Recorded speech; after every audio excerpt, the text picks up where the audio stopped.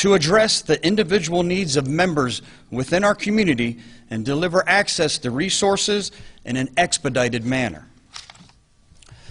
To put the need for greater mental health resources into perspective, from January 18 through beginning of October of this year, there have been more than 10,000 Baker Acts here in Hillsborough County.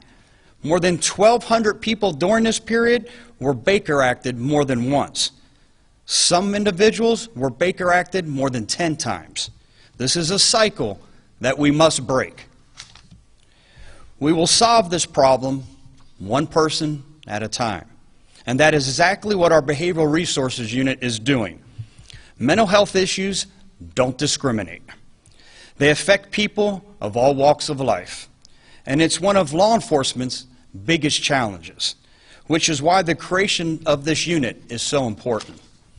It is also why we've committed to making sure everyone within the Sheriff's Office has the best training to help a person who may be suffering from any type of mental health crisis.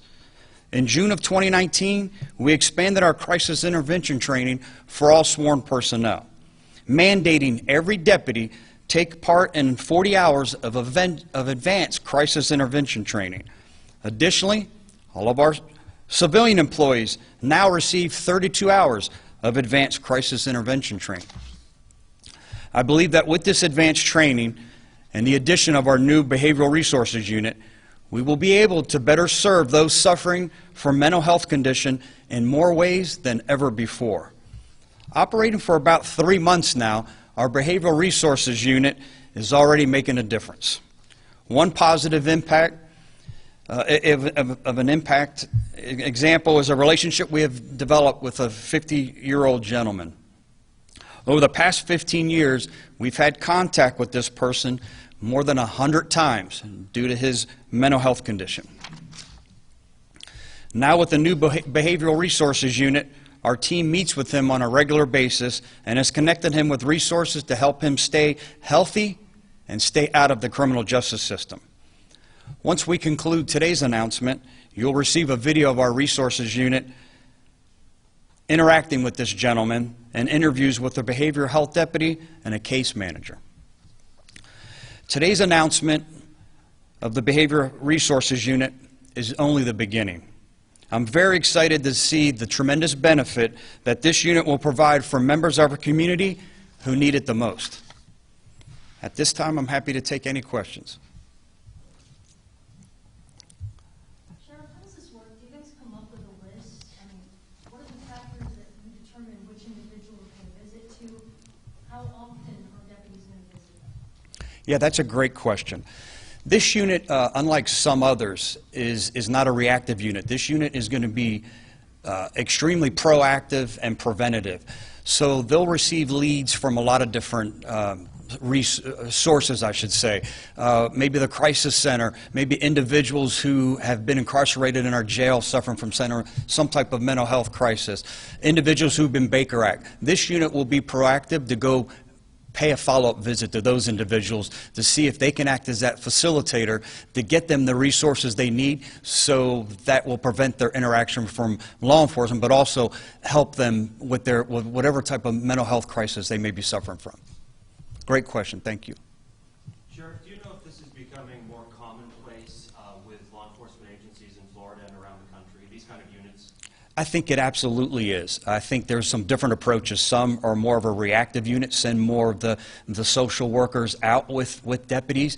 We took a different approach at this time. We wanted this unit to be extremely proactive and preventative, and since we focused on that, that allowed us to pursue a different avenue, and that was to make all our sworn deputies, give them that advanced 40 hours of training. Civilian employees, the advanced 32 hours. Matter of fact, members of this unit will receive additional training on top of the 40 hours advanced training from individuals suffering from mental health crisis. So I think you're going to see this more and more across the country. These violent interactions with law enforcement can be prevented. And they can be prevented. We saw just a couple of weeks ago that our deputy went out with a mental health counselor and ended up giving chase to individuals once he knew that he was going to be taken into custody, and he didn't want to be taken into custody, and our deputy was stabbed in the neck. And you saw how the training worked. You saw how phenomenal the training took over from this deputy and how he was able to de-escalate that situation even after being stabbed in the neck. So 100% I think that this is a much more effective and efficient approach, and individuals suffering from mental health crisis aren't going anywhere. Sheriff, I'm sure you saw the expose on the Tampa Bay Times of a similar program over in Pasco County. What sort of assurance can you give that people will not be harassed, people who at that moment have not committed a crime are going to be harassed and embarrassed in front of their neighbors? Yeah, this isn't driven by any criminal intelligence-led police or anything like that. This is strictly those suffering from some type of mental health crisis, those who have been Baker Acted in the past. That's where this unit will be proactive and go and try to provide those resources. With that being said, these are voluntary services. If we make contact with an individual and they say they don't want the help, well, obviously that's the first and biggest obstacle that we face. Then we'll leave and scratch them off the list and certainly provide our contact information. We see it all the time. If they change their mind, they can give us a phone call and we'll come back out and try to provide those services. Like with this 50-year-old gentleman that we've been meeting with that's had contact with law enforcement over 100 times. They now meet with him and provide basic needs, essential needs, shelter, food, clothing. And this, we think, is being preventative. Not only is it great humanity in helping him get the help he needs, but it's being crime preventative too. He's not shoplifting. He's now committing to thefts to get those essential needs that he once needed. So you're saying if they say no, they don't want these services, they won't get another visit from the deputy? That's correct. We will leave our contact information, and if they change their mind, we'll be the first ones out there to come help them at that time. But this isn't a constant, this isn't criminal driven. This is behavioral resource driven. Anyone else? Thank you, Sheriff. Thank you, everyone. Appreciate you helping us get the word out.